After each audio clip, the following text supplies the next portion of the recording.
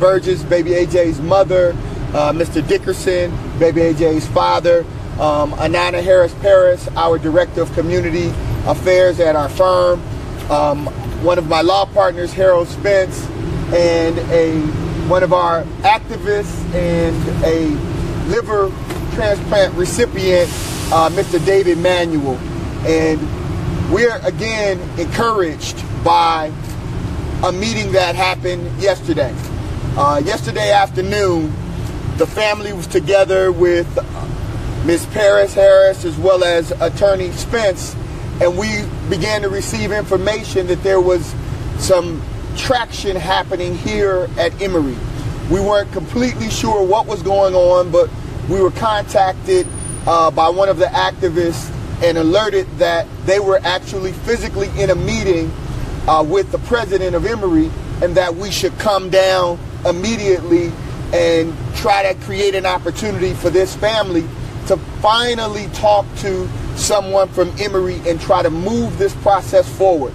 So I just want to briefly recap the fact the last official communication this family received was on October the 4th, one day after the transplant was scheduled.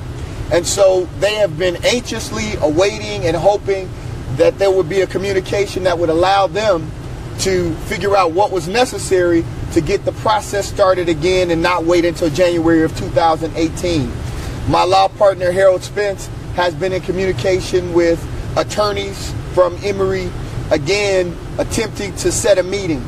Unfortunately, the meeting had to come as a result of this extraordinary effort from these courageous students from the Candler Theological Seminary, which is the theological school here at Emory University, as well as community activists Derek Bozeman, Derek Rice, Michael Langford, and others. And so they went into the administrative building, said they weren't leaving until they met with the president.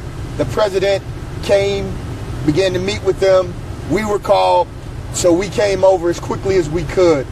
And when we arrived there, we were able to meet with the president as well as one of the surgeons. And we hope it will be the surgeon that will ultimately perform the transplant. He's the surgeon that would put the kidney in Baby A.J. So we had a very lengthy conversation about how do we move forward. We expressed frustration, even anger at times, about how this has gone on and how things have transpired. But at the end of the day, this family wanted to and directed us to set aside all those differences and stay focused on Baby A.J. and this transplant going forward here with the help of Emory. And so those were the instructions that we were given, and that's how we proceeded. And so fortunately, based on that, we were told that we would have further meetings, and we really believe, based on yesterday's meeting, that this transplant will ultimately proceed. We believe that. We believe that there will be obviously a need for additional meetings, but that yesterday was the start of reopening that dialogue. And so I'd like my law partner to provide you an update about what we expect to have happen as we move forward and continuing to dialogue with Emory, because as you know, if there is no communication with the family and with Emory University, then there is no way that this transplant can happen. So with that, my law partner, Attorney Harold Spence. Thank you, Attorney Davis. My name is Harold Spence, Harold Spence. I'm a partner at the Davis Bozeman Law Firm. We are very, very pleased to announce that we've been in contact with Emory officials throughout the day. And while we don't have a firm time for our next meeting, we know that that meeting will occur on Monday, November 6th, 2017, between the hours of 1 p.m. and 4 p.m. The purpose of that meeting is to find a way forward with the transplant for Baby A.J., with his father, Anthony Dickerson, being the living donor. That's what we have hoped for all along, that his father, who is a 100% perfect match for A.J., would be the donor. So in that meeting on Monday, we expect that a specific evaluative protocol will be developed and that a timeline for carrying out that evaluative protocol will be reached. So again, we expect to meet, we expect to come up with a very specific plan, we expect to come up with a timeline for that plan to facilitate Mr. Anthony Dickerson, who you'll hear from in just a moment, being the donor for his infant son, Baby A.J. At this time, we'll have Mom come up and give an update on AJ and provide comments as well.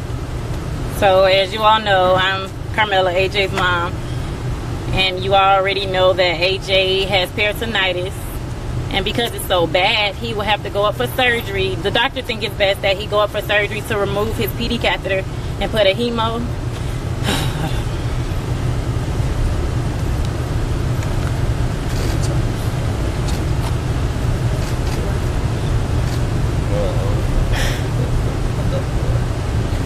So what will have to happen is that Baby AJ will have to have a surgery today.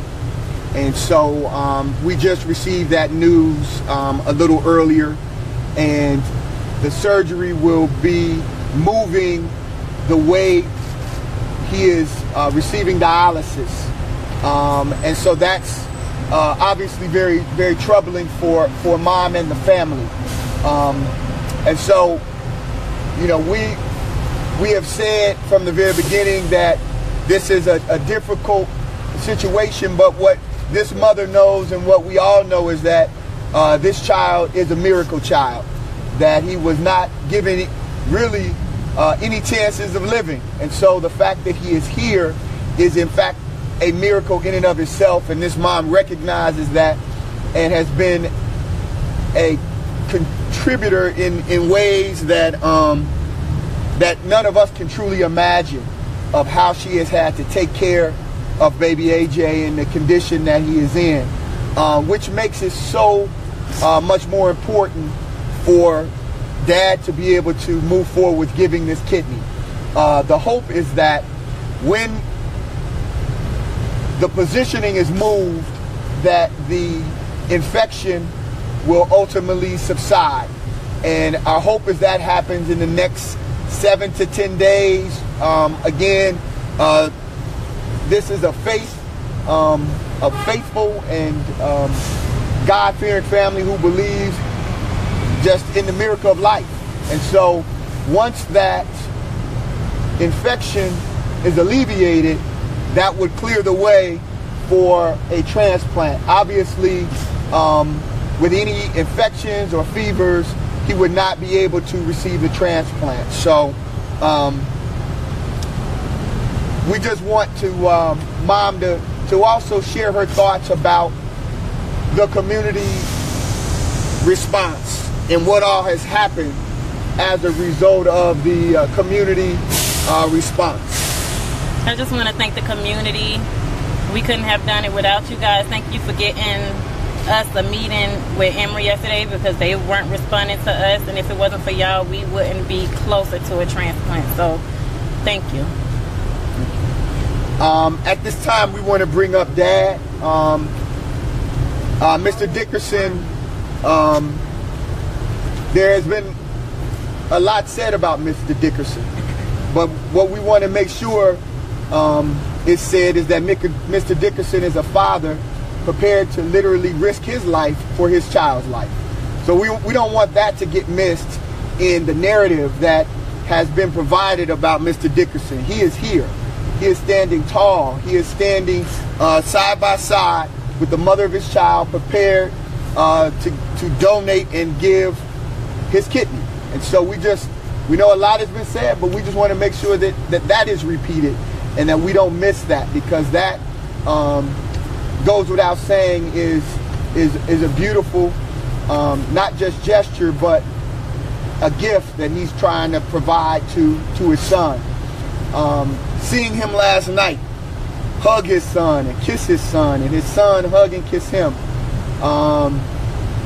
did something for my soul, because we have been frustrated we take what we do very personally, and so we've been frustrated with this process. But just seeing that level of affection and the love renewed all of us and our team to double down on our efforts to make sure that this happens for him, for Mom, and for baby AJ. So he just has a couple things he'd like to just share with everyone. Hey, how y'all doing? My name is Anthony Dickerson.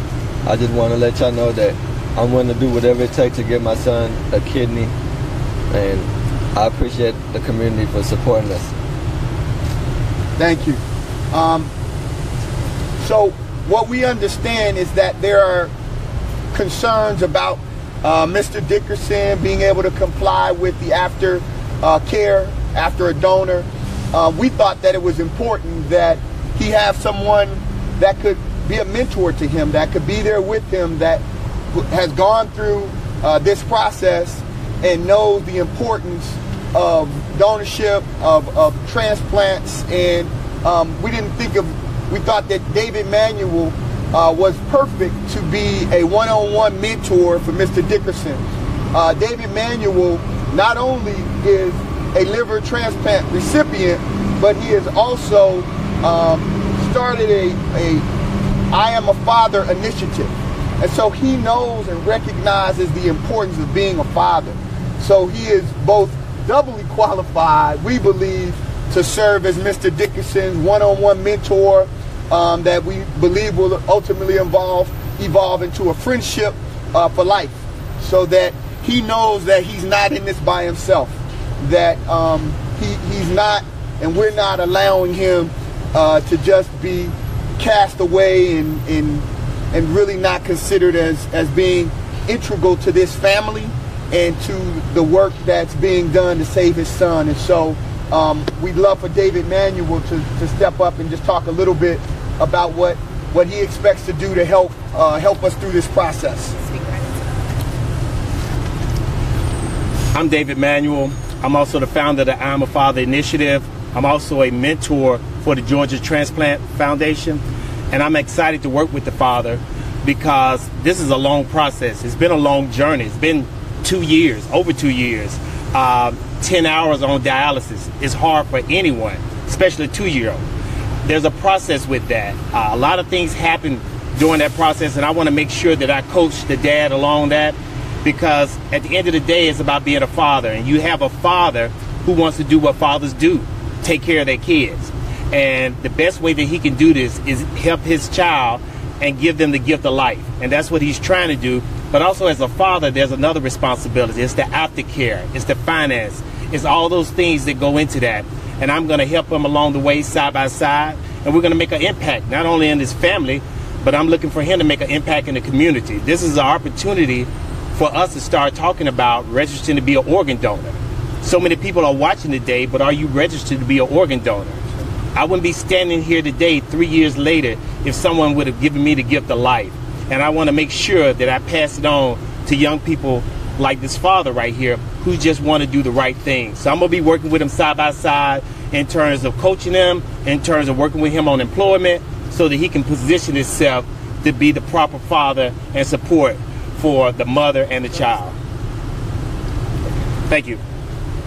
So we're prepared to take some questions. The family obviously need to get back inside to be by AJ's side as they prepare for this next procedure.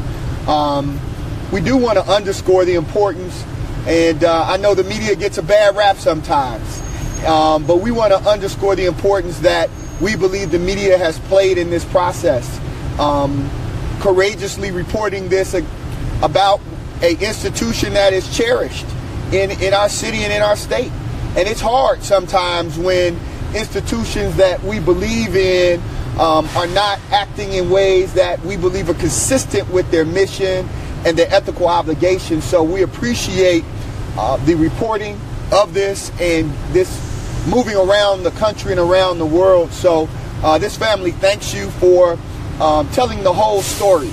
And the whole story starts and ultimately will end with a 2-year-old child having a new leash on life because his father is allowed to donate a kidney. So we again thank you all and we'll take any questions that we can very briefly. And Mom is ready to say one thing. Oh, I want to say thank you to Naima and Karen specifically, because you, Naima, took our story and made it what it is now. Y'all don't not only interview us, but y'all text us on a daily basis to see how our son is. So it's beyond the news and the media. I just wanted to thank you two personally for that. Any idea why the communication broke down in the beginning? You know, when we arrived at the meeting yesterday, the activists, the student activists and the community activists were there demanding some answers. They were very adamant about wanting answers. And by the time we got there, I don't know if they ever received adequate answers about what happened. But what we know for sure is today Emory has communicated that communication should not have gone the way it did. To merely tell someone, essentially, we'll see you in 90 days, and you have a son that is fighting for his life on a daily basis, that's not acceptable. And we're just, again, thankful that those doors were swung open by these activists, and that, to his credit, the president sat with us. We probably could have talked for another hour or so because we were able to speak our mind. And Mom and Dad, I think, were able to share their pain, their anger, their frustration. And it's been a tough road for them. It's one thing to see your child suffering, but it's another thing to then have to fight for what you believe should be a right, which is to allow his father to donate a kidney. And so it's Attorney Spence and I never thought that it would take all of this, quite frankly. And did you have to start from scratch, or did they pick up where the situation was? It is our understanding that he will not have to start from scratch, but Attorney Spence can talk about what he's already completed and kind of where he was in the process. There is a 9-part evaluation that has to be done in order for a living donor to provide a kidney. In this instance, all 9 components of that evaluation process had been completed with respect to Mr. Dickerson. He had passed all 9 of those components. One of those components that he passed, Emory affirmatively concluded that he would comply with any and all medical aftercare requirements. So, based on our discussions with Emory officials yesterday, there will be no starting from square one. We believe that there will be a good faith effort to evaluate Mr. Dickerson only on those components that might have changed from the date of his arrest on September 28th to the present.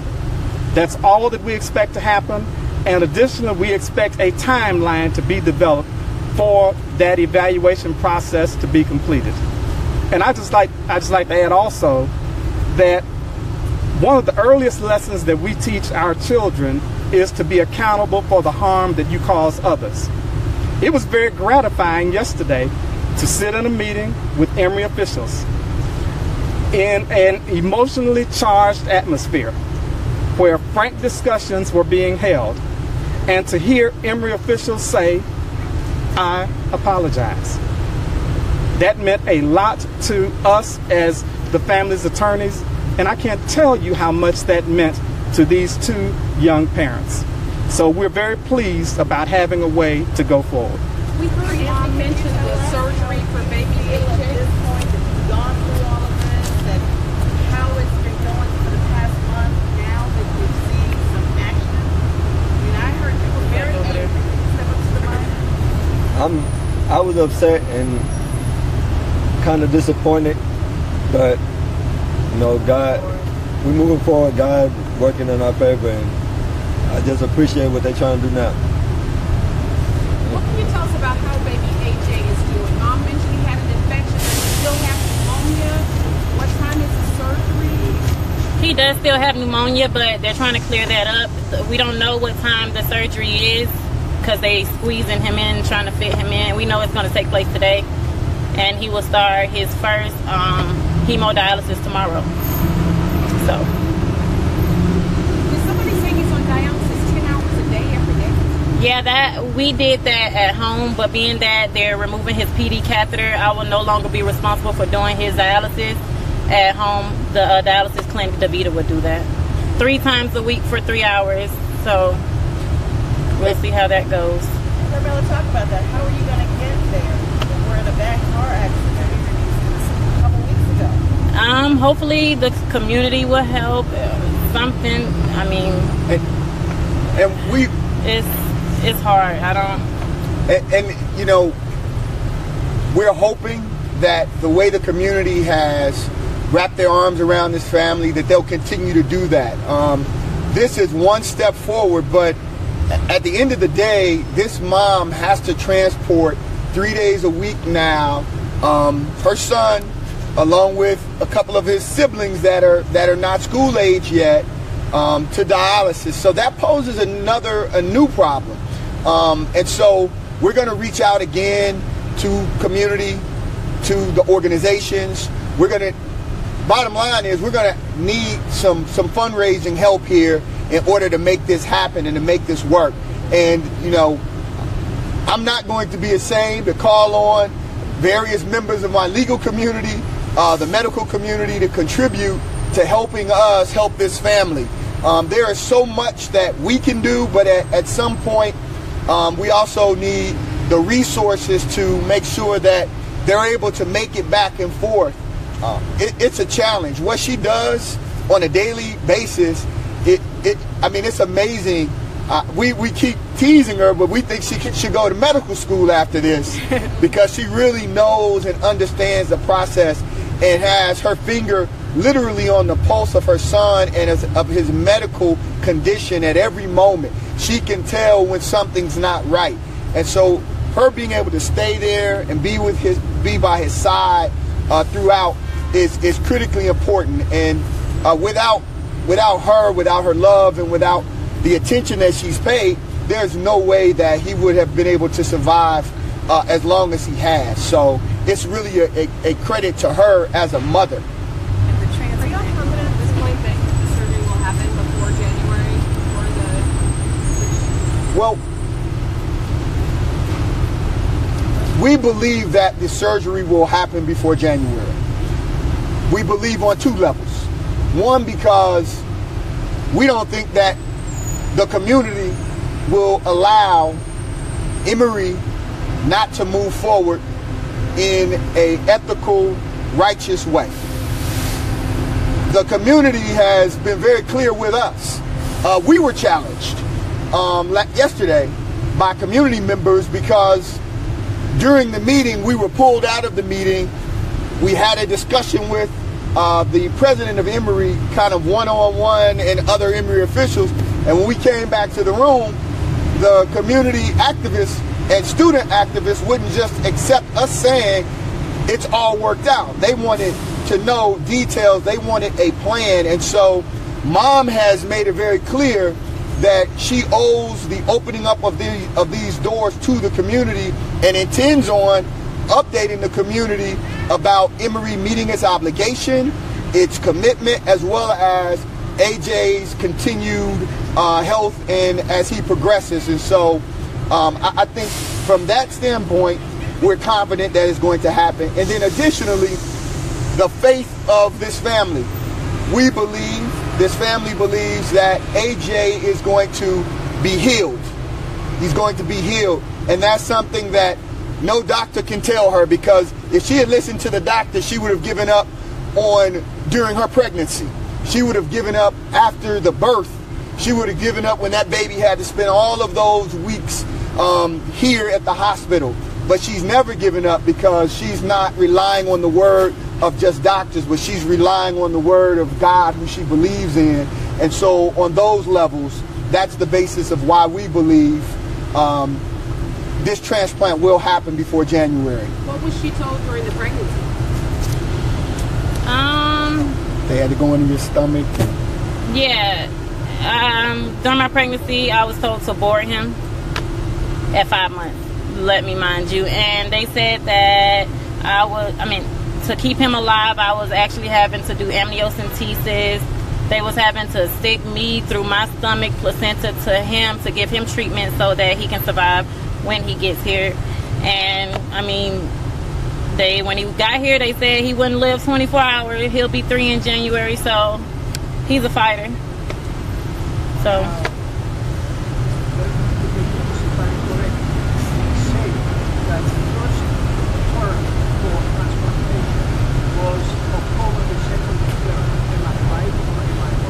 I'm sorry, repeat your question, sir. The first date for transplantation was October 3rd. Yeah. The first date was October 3rd. Okay.